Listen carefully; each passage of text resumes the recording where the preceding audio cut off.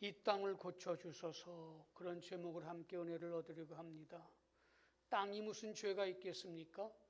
이 기도문은 이 땅에 있는 사람을 고쳐주소서, 이 땅에 있는 사람들 그 모든 체계를 고쳐달라고 기도하는 기도문이겠지요.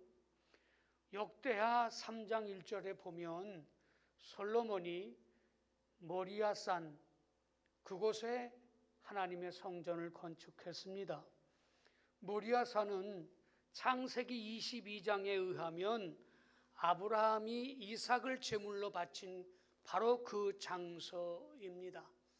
믿음의 조상 아브라함이 그의 생명보다도 귀한 아들을 하나님 앞에 바친 그 장소에 예루살렘 그곳에 하나님의 성전이 우뚝 섰다는 사실은 신앙은 무엇보다도 하나님을 사랑하는 사람들이 모여서 하나님과 진정한 의미의 교제를 나누는 것이라고 할 수 있습니다. 역대하 6장에는 솔로몬이 성전 건축을 마치고 하나님께 이렇게 살겠습니다 하는 기도의 내용이 나타납니다. 그 기도문, 그 하나님 앞에 드려진 기도를 들으시고 우리가 읽은 7장에서는 내가 내 소원을 알았다, 내 기도를 들었다, 그러면 내가 이렇게 해줄게 하는 하나님의 대답, 하나님의 응답이 기록되어 있는 성경입니다. 솔로몬이 하나님을 사랑하는 마음으로 이렇게 살겠다는 다짐이 나오고 7장에서는 그 솔로몬의 헌신과 그 솔로몬의 믿음 위에 하나님의 약속이 기록되어 있는 것이지요. 이 약속은 이렇게 시작합니다. 내가 내 기도를 듣고 이곳에 나의 집을 마련하겠다, 그렇게 약속을 하시면서, 그러나 하나님께서는 우리에게 이제 앞으로 너에게는 꽃길만 있을 것이다 라고 말씀하시지 않습니다. 그러나 주의 백성들이 살아가다가 보면 내 마음이 완악해지고 내 마음이 하나님보다는 세상을 더 사랑하게 되고, 그렇게 되면 위기가 올 수 있게 된다. 고통의 골짜기를 지날 수도 있다. 하나님이 약속한 평화와 번영, 그것만이 지속되지는 않을 것이다. 그러니 그날을 준비하며 살라고 말씀해 주고 있습니다. 예수를 믿는다고 해서 모든 고통이 면제되는 것은 아닙니다. 예수 믿는 사람들도 질병에 걸리고, 예수 믿는 사람들도 직장에서 쫓겨나기도 하고, 예수 믿는 사람들도 실패하는 것이지요. 그런 속에서 과연 우리가 믿음으로 어떻게 그 위기를 돌파해낼 것인가에 대해서 하나님은 우리에게 몇 가지로 권고하고 계신 것입니다. 오늘 우리가 읽은 13절에는 다른 번역에는 이렇게 말씀해 주고 있습니다. 들어라, 내가 하늘을 닫고 비를 내리지 아니하거나 메뚜기를 시켜 땅을 황폐하게 하거나 나의 백성 가운데 전염병이 돌게 할 수도 있다. 그런 때가 올 것이다. 그럴 때라도 너희들이 절망하지 않고 낙심하지 않고 믿음으로 그것을 잘 이겨 나가야 하고, 어떻게 하면 그 어려움을 이길 수 있는 것에 대해서 하나님은 미리 우리에게 길을 알려주셨습니다. 여기 하늘을 닫고 비를 내리지 않는다 하는 말은 여러분 가뭄과 기근과 그리고 많은 그 생태계의 파괴로부터 오는 자연재해를 가리킵니다. 비가 너무 많이 온다거나 비가 너무 오지 않거나 바람이 불거나 바람이 또 너무 많이 불어서 지구촌이 몸살을 앓게 될 것이다. 그럴 때에도 놀라지 말라고 말씀해 주고 있습니다. 지진이 일어나고 태풍 해일이 일고, 그래서 사람들이 이 문명의 시대에도 어찌할 수 없는 고통들을 당하게 되는 것이지요. 그럴 때에 끝났다고 생각하지 말라고 말씀해 주고 계십니다. 두 번째는 메뚜기를 시켜 땅을 황폐하게 하거나, 이건 경제적인 어려움입니다. 여러분, 우리나라는 이것을 경험하지 못하는데 저 아프리카에서 또 그 아프리카에 있는 메뚜기가 하늘을 새까맣게 덮고 그 메뚜기가 곡식을 먹는 소리가 마치 비 오는 소리 같더라고요. 석석석석 하는 소리가 순식간에 완전히 그 파란 것을 황토로 만들어버리는 아주 무서운 재앙입니다. 이 경제적인 어려움이 찾아오게 될 때에도 놀라지 말라는 것이지요. 여러분, 지금 우리는 고용 없는 성장, 일자리 없는 성장을 경험하고 있습니다. 젊은이들이 고통받고 있습니다. 이번에 무슨 대한상의회장이 젊은이들한테 미안하고 또 미안하다고 그렇게 사과를 하면서 임기를 마치는 기자회견을 한 것을 우리가 알게 됩니다. 직장의 문제, 또 집을 마련하지 못하고 그것으로부터는 결혼하지 않고 자녀를 낳지 않고, 그래서 이 나라가 온전히 돈덩어리에 미쳐가는 그런 시대 속에서 나라의 미래가 없는 아픔을 겪고 있습니다. 젊은 세대들 특별히 이 말씀을 좀 읽으면서 위로받았으면 좋겠습니다. 메뚜기가 한번 그 메뚜기 떼가 달려들면 그 1년 모든 애를 써서 땀 흘려서 한 농사가 아무것도 남아있지 않습니다. 파란 거는 다 먹어치웁니다. 농경시대의 메뚜기 떼는 재앙 중에 재앙이라고 할 수 있습니다. 이런 속에서 절망하지 말라고 말씀해 주고 있습니다. 세 번째는 오늘 이 말씀을 읽으면서 섬뜩 놀라는 것이, 이것이 거의 2500년이 지난 3000년이 된 그 약속의 말씀인데, 이 2500년 전에 나의 백성 가운데 전염병이 돌게 될 때에, 옛날 성경에는 염병이라고 했잖아요. 이제 그때는 의학이 발달 안 됐으니까 그것을 이렇게 통칭해서 그렇게 말했지요. 이 전염병, 어떤 성경에는 흑사병이라고 번역하기도 했더라고요. 유럽 인구의 3분의 1을 죽였다고 하는 그 흑사병, 쥐가 옮긴다지요, 그건? 또 우리가 너무 많이 들었던 스페인 독감 같은 것, 인구의 거의 10분의 1씩 사라져버리는 그런 이 무서운 전염병들이 찾아오기도 할 것이라는 것이지요. 우리나라에도, 우리가 사는 이 시대에도 사스, 메르스, 코로나19 5년 거의 주기로 다가옵니다. 앞으로도 올까라는 것이지요. 뉴스만 들으면 코로나19 이게 변이 바이러스가 생기는데 그것이 더 위험하다고 말하기도 합니다. 이런 많은 고통들이 찾아오게 될 것이라고 합니다. 진주에 사는 것이 좀 보람이었어요. 청정지역이었지요. 다른 곳에 비하면 굉장히 안전한 도시였는데, 지난번 그 통반장 제주도 갔다가 어떻게 된 이후로 계속해서 멈추지 않고 지금 막 70명, 80명씩 일어나는 위험한 도시가 되었습니다. 혹시 여행 가실 때 어디서 왔냐 그러면 그냥 경상도 쪽에서 왔다고 하셔야지, 진주에서 왔다 그러면 아마 눈총을 받을 겁니다. 이제 좀 조심해야 될 때가 됐습니다. 이 모든 것들이 왜 이렇게, 그러니까 오늘 자연재해, 또 경제적인 어려움, 그리고 이 전염병과 같은 이런 전 지구가 몸살을 앓는 이런 일들이 어떻게 나타났을까? 이것 때문에 수많은 자영업자들이 눈물을 흘리고 지금 고통을 받고 있습니다. 오늘 이런 어려움이 오더라도 너희들은 놀라지 말라고 하시면서 하나님은 우리에게 길을 제시하고 계십니다.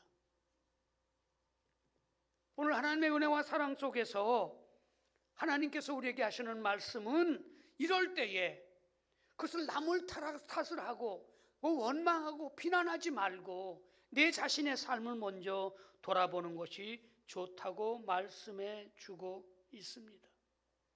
어려움이 오면 대개 남의 탓을 하지 않습니까?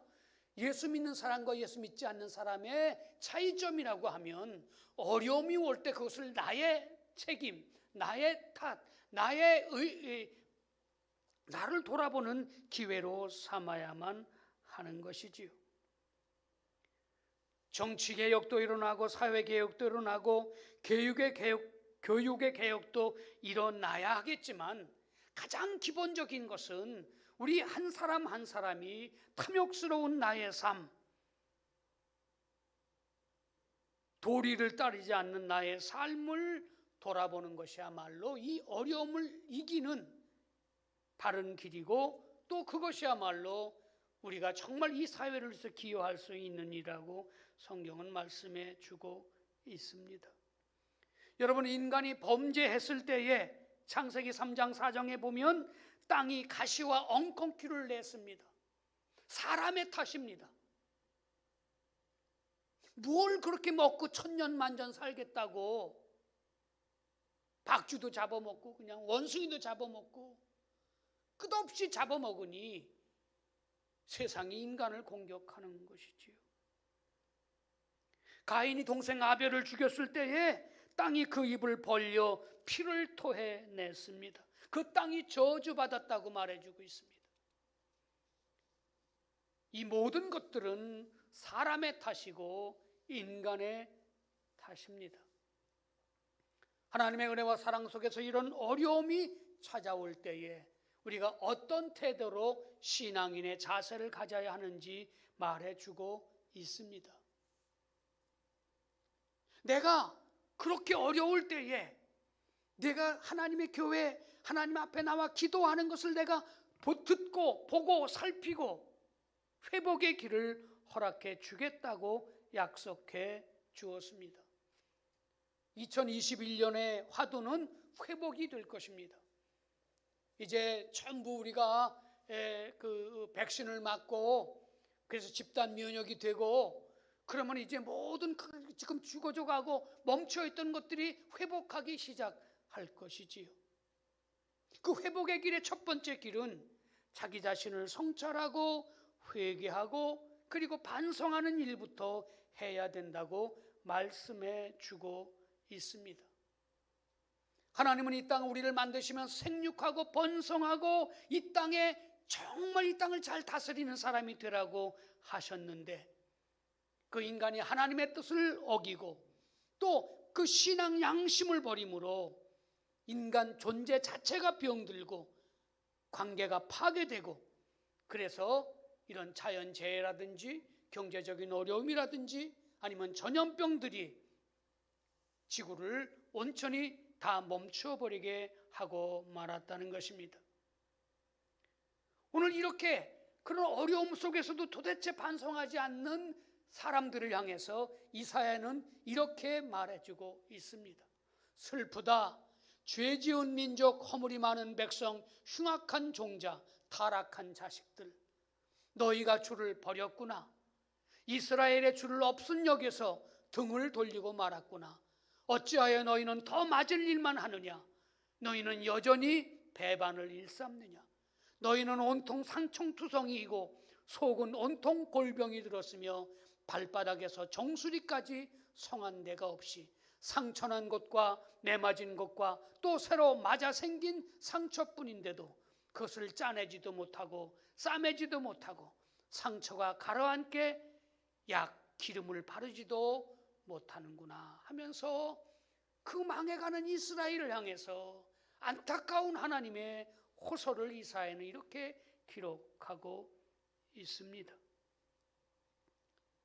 여러분, 일찍이 깨어있는 백성들은 앞에서 말한 세 가지 천재지변이 일어나거나 갑자기 경제적인 어려움이 일어나거나 아니면 건강에 이상이 생기고 질병이 찾아오면 하나님 앞에 나가서 철저히 회개했습니다.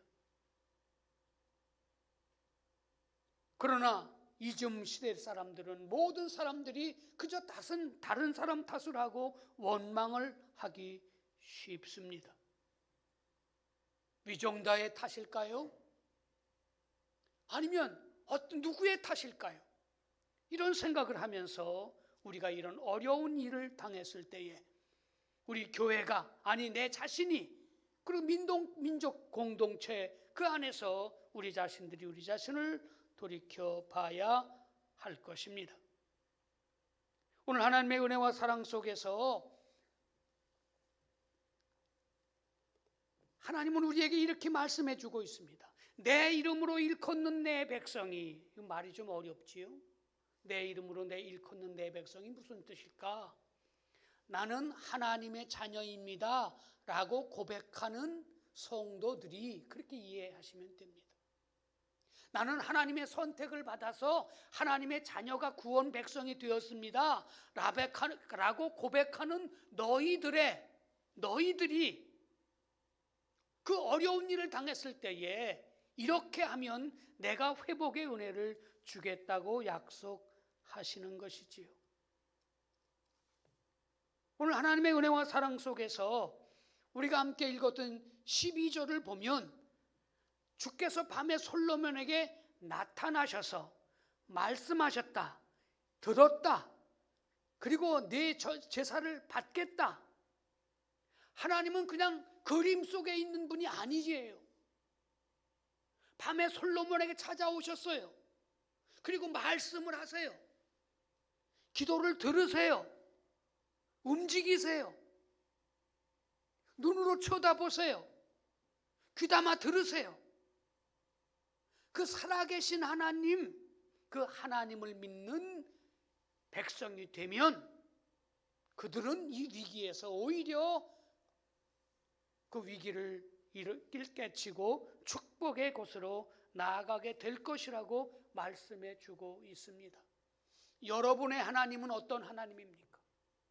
저 우주 공간에 계십니까? 예배당 성전 어느 구석에 계십니까? 아니면 성경 속에 계십니까?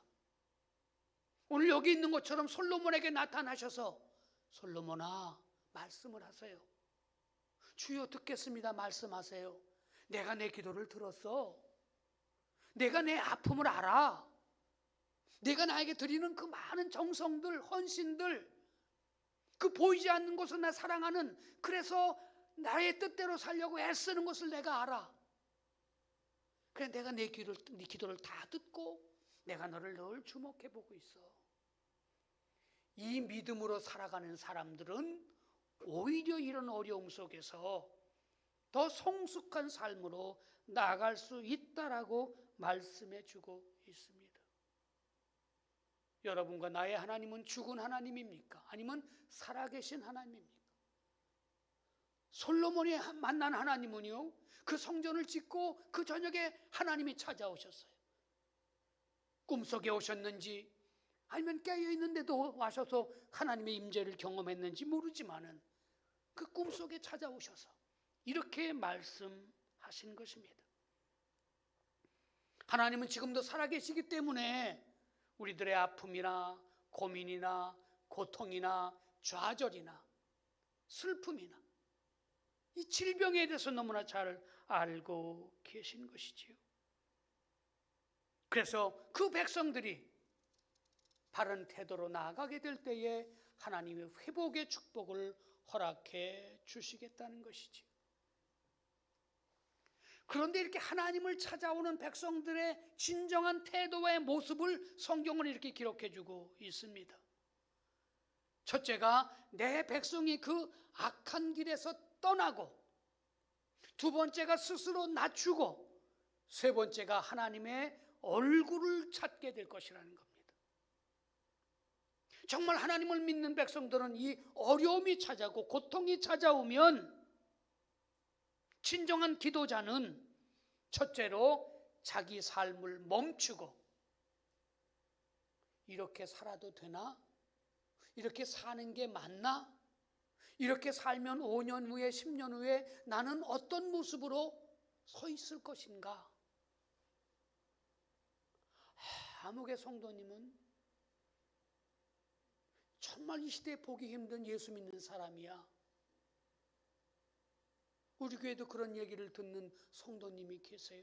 교회를 안 다니는데 사모에게 와서 아무개 성도님을 보니까 참 지금 보기가 어려운 분이, 그래서 꼬기꼬기한 헌금을 우리 교회에 드린 적도 있습니다. 나는 과연 어떤 모습으로 설 건가? 그래서 오늘 제일 먼저 어려움이 당했을 때에 멈추고 자기를 돌아봐야 합니다. 이렇게 사는 게 맞는지, 이렇게 사는 게 좋은지, 이렇게 사는 게 하나님이 기쁨이 되고 그 기쁨이 내게 행복을 가져다 줄 것인지. 악한 길에서 떠난다는 말은 그런 말이지요. 여러분, 우리가 여러 번 말씀드렸습니다. 이 지금 팬데믹 상황이 와서 지금 자꾸 저 동사무소도 와서 사진을 찍고 그러지 않습니까? 예배를 드리는 걸 제대로 드리나 보려고. 그래서 예배가 이렇게 멈추어지니까 과연 예수 믿는 건 뭘까? 전에는 그냥 예배 드려주는 것으로, 예배 드리는 게 십자가를 지는 거예요, 예수님. 그리고 그냥 꾸역꾸역 나오기도 했어요. 주일 지키는 게 십자가 진 것이라고 생각을 했어요. 근데 우리 교회도 그렇고 때로는 예배당에 나오지 않고 집에서 예배를 드려요. 그러면 자기 십자가를 지는 건 뭘까? 과연 어떻게 사는 게 예배를 드리는 것일까? 그 초대교회 성도들은 지난번에 안 목사님도 얘기하셨던 것처럼 예수를 믿으면 잡아다가 사자를 일주일 열흘씩 굶겨서 풀어놓으면 팔이 떨어져 나가고 다리가 떨어져 나갔습니다. 그들은 무엇 때문에 그 목숨을 자식이 막 찢겨져 나가는 모습을 보면서 예수를 믿었을까? 그럼 이 시대에 내가 정말 예수를 믿는다는 건 어떻게 사는 것일까를 생각해 보아야 하는 것이지요. 그래서 멈추고 악한 길에서 떠나 그랬습니다. 회개는 기본적으로 방향전환이라고 말씀드렸지요. 한탄이 아닙니다. 아이고 하나님 잘못했어요. 아이고 하나님 왜 이렇게 사네요. 그거 회개 아닙니다. 물론 그게 전제돼야지요. 근데 회개는 쥐었던 것을 놓든지 놓던 것을 잡는 것이 회개입니다. 여러분, 숯불을 들고, 뜨거운 숯불을 들고 하나님 손이 뜨거워요, 이거 차갑게 해주세요, 내 손이 안 디게 해주세요, 그런 사람은 없잖아요. 근데 교회에는 있어요. 그 뜨거운 걸 들고요, 하나님 뜨거워요, 내 뜨겁지 않게 해주세요, 이 뜨거워요 안 되게 해주세요, 돼도 이 상처가 깊지 않게 해주세요. 숯덩어리를 던져버려야, 그러면 그런 기도할 필요도 없고, 그게 진짜 기도잖아요. 여러분, 우리 얼마 남지 않았습니다. 조금 있으면 이 모든 어려움고 고통도, 이 고민도 다 하지 않을 때가 와요. 몇 년 안 남았어요. 뭐 앞서거니 뒤서거니 할 거지만 금방 아무것도 못할 때가 옵니다. 지금이 방향 전환할 때입니다. 그때 황 목사가 그 앞에 서서 그렇게 소리 지를 때 좀 마음에 좀 담을 걸, 그때라도 좀 정신을 차릴 걸. 그 소용없는 짓이지요. 두 번째, 그렇게 자기 자신을 돌아보면 나에게는 자랑할 것이 없다는 사실을 알고 스스로 낮추게 됩니다. 겸손이란 말은 하나님 앞에 정직하게 서 있는 태도를 말합니다. 그럼 뭐 남들보다 더 그 마음이 민감해서 나는 참 죄가 많아요, 그렇게 하라는 게 아닙니다. 우리는 모두 잘난 맛에 살지요. 근데 주님 앞에 서보면 참 허망한 일이지요. 참 내 인생이 유치합니다. 여러분도 지난 날을 돌아보시면 아이들이 막 싸울 때 알잖아요. 저희 때는 구슬치기를 하고 딱지치기를 했는데, 딱지를 이만큼 쌓아놓으면 그 아이들이 얼마나 어깨를 딱 펴고 다니는지 몰라요. 구슬을 좀 모아놓으면 그 자기 친구들한테 구슬도 좀 나눠주면서 얼마나 으스대는지 몰라요. 그때는 그게 전부였던 것 같아요. 근데 지금 보면 여러분 얼마나 유치합니까? 지금 우리가 가지고 있는 것이, 그렇게 바라는 것이, 그렇게 소중하게 담고 있는 것이 우리 어릴 때의 구슬이나 딱지 같지 않다고 말할 수 있습니까? 주님 앞에는 아무것도 가져가지 못하는데 구슬을 많이 모아놓고 딱지를 많이 쌓아놓고. 여러분 비행기 타실 때 보잖아요.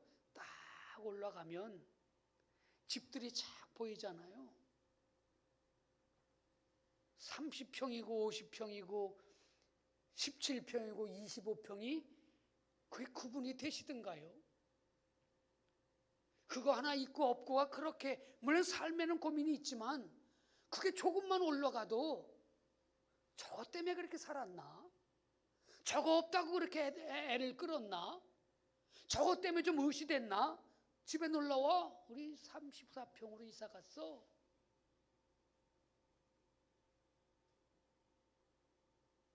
조금만, 그건 몇 미터 올라갔는지 모르지만 그 올라가서 한번 진주를 보세요.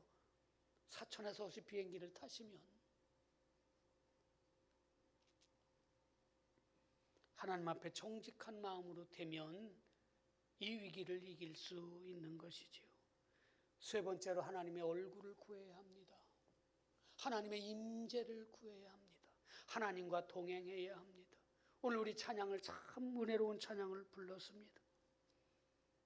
하나님의 얼굴을 구한다는 게 뭘까요?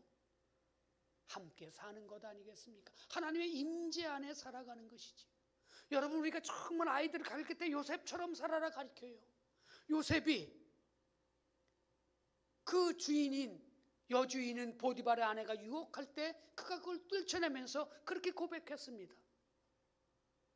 내 어찌 악한 악을 행하여 하나님 면전에서 죄를 범하리요. 그 방에는 그 탐욕스러운 돈 많은 여주인과 요셉밖에 없었습니다. 그 여인이 유혹을 하는데 이 요셉이 떨쳐나갔어요. 그러면서 그의 고백이 그것입니다. 내가 어떻게 하나님 면전에서 죄를 범하겠습니까? 아무도 없었는데. 어느 목사님이 설교를 하는데요, 어제 저녁에 설교 준비를 하는데 하나님이 오셔서 본문을 바꿔라. 그래서 본문을 바꿔서 설교를 하셨대요. 그랬더니 집에 왔는데 아들이, 아빠, 내가 교인들한테 얘기 안 할 테니까 나한테는 솔직히 얘기해봐. 어제 저녁에 여름이라 아빠가 책방에 문 열어놓고 설교 준비하는 거 봤는데 아무도 안 왔다 갔는데 왜 거짓말을 시켜? 얘 교인들한테 얘기 잘못하면 잘리면 먹고 다니는 게 복잡하니까 교인들한테 얘기 안 할 테니까 나한테만 솔직히 얘기해줘. 그래서 그 아들하고 대화를 했다는 간증이 있습니다.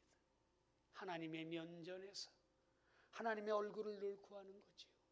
사람들이 알아주든 알아주지 않든 그게 그렇게 중요한 것 아니고 하나님의 늘 얼굴을, 너무나 잘 아시는 코람데오, 하나님의 존전에서, 면전에서, 하나님의 얼굴 앞에서 살아가는 것이지. 거기가 교회가 되었든, 거기가 시장이 되었든, 버스 안이 되었든, 거기가 어디가 되었든, 그렇게 하나님의 얼굴을 구하는 요셉은 드디어 민족을 구하는 선한 영향력을 갖추게 되었던 것이지요. 그렇게 되면, 그런 마음으로 나를 찾으면, 나를 구하면, 나를 원하면 내가 하늘에서 듣고 너의 죄를 사하고 그 땅을 고치겠다, 그렇게 말씀해 주고 있습니다. 우리 14절을 함께 읽죠. 우리 화면이 있습니다. 시작. 내 이름으로 일컫는 내 백성이 그 악한 길에서 떠나 스스로 낮추고 기도하여 내 얼굴을 찾으면 내가 하늘에서 듣고 그들의 죄를 사하고 그들의 땅을 고칠지라. 내가 문제입니다. 우리 가정이 문제입니다. 우리 교회가 문제입니다. 우리가 하나님 앞에 진정한 마음으로 돌이켜 회개하고 기도의 영성으로 살아가게 될 때에 오늘 하나님께서 우리를 고치시고 이 교회와 그리고 이 땅을 고치시게 될 줄 믿습니다. 사랑하는 성도 여러분, 하나님은 치료의 하나님이십니다. 사람이 고쳐져야 정치도 경제도 모든 사회 활동도 깨끗해지는 것 아니겠습니까? 그래서 우리는 하나님께 이 땅을 고쳐주셔서 기도하면서 그 기도의 첫 번째 제목이 하나님 나를 고쳐주소서, 우리 가정을 회복시켜 주소서, 우리 교회를 회복시켜 주소서. 그래서 하나님의 통치 아래 살게 해 주십시오. 그 모든 것이 나의 책임입니다. 나의 허물입니다. 내가 바로 서 있지 못해서 우리 공동체도 이렇습니다. 여러분, 한국교회가 정말 회개해야 할 때 아닙니까? 교회가 이렇게 지탄을 받을 때가 없었습니다. 통계적으로 그거 중요하지 않습니다. 실제로 통계적으로는 교회에서 이 코로나19가 그렇게 확산된 일가 10%도 잘 안 돼요. 그러나 모든 사람들이 교회를 손가락질하고 없어져라 그런 말도 한다고 합니다. 아, 이때는 교회가 변화돼야 할 때이구나 하는 생각을 갖게 됩니다. 우리 모두 하나님께 돌아갑시다. 그리스도인들이 바뀌면 세상이 바뀌고 교회가 먼저 바뀌고 그래서 세상을 바꾸어가는 회복의 역사가 나로부터 교회로부터 일어나게 될 때에 2021년도는 우리 교회가 회복되고 진주 땅이 회복되고 대한민국이 회복되고 그리고 이 땅이 회복되는 축복을 얻게 될 줄 믿습니다. 이 땅을 고쳐 주시옵소서. 함께 기도하겠습니다.